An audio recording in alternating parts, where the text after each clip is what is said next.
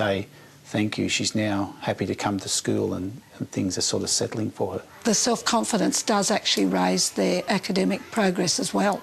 You know, they become better readers, they become more confident at their maths, so they succeed more. So it does affect them.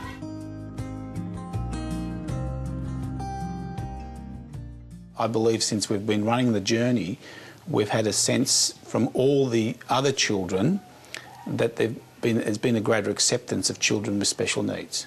So it's had that sort of effect. I believe that the journey's been one of the things that's impacted on that. Nicholas is ADHD, he's medicated, it doesn't work all the time. With the anger issues, he has problems relating to other people, socialising, things like that. So I was trying to find some way to help him relax, be comfortable, happy. I just want a happy child. Children come, they bring everything with them, all their baggage, whether they're feeling bullied here at school or things are happening at home, in the families even. I lost my dad. Like, he hadn't died, but he lives overseas, so I don't really get to see him, and I lost my uncle in a car accident. And yeah.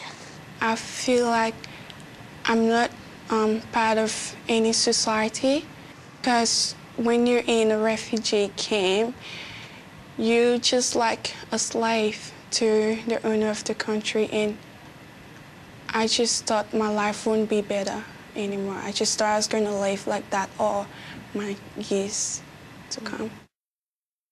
It affects the whole family, you know, this down feelings. It just carries on to the rest of the family, and you just feel dysfunctional, in a rut.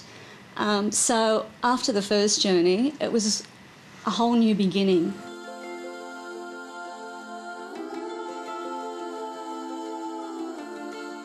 You feel free because you're not bottling things up inside. I just do this journey stuff and it makes me feel comfortable and happy.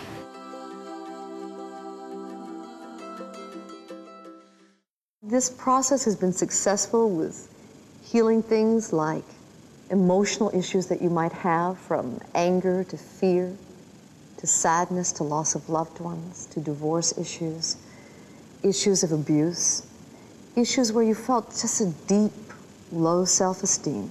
I always turned to doctors, I always turned to antidepressants to fix it, because I didn't feel that inside I could be in control. I spent a long time just pretending on the outside to be all happy party girl, like I can take as many drugs as anybody else, and I've got the fabulous life with the husband, and we've got the boat, and we've got the cars, and we've got the stuff, and then inside I was just dying. There's lots of anger. I blame the world for everything that happened to me. I blame God for everything that happened to me.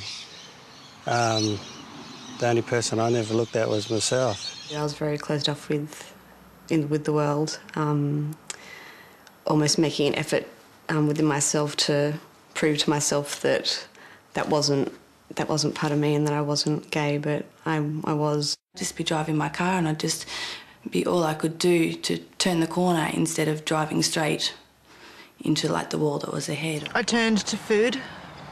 That was my thing. And even though I wasn't hungry, I wasn't needing to eat, I would eat, and I felt comfort from the food. I had been sexually abused for 10 years of my childhood, and for 38 years I never told anyone about that and basically suppressed all that had happened. I'd often blow up and yell a lot at the kids, and hated myself for doing it. I was such a I'll get you back, resentment, you know, it didn't matter how long it took. It was really like this all the time. I was critical and really quick to, you know, to pull anyone down that I could. Carrying around all that stuff is draining. Mainly it's being used by people from all walks of life who know that in some way they feel held back or blocked in some way. I'd hit rock bottom, I'd hit to a point where I couldn't go any further down. I just got myself in this hole.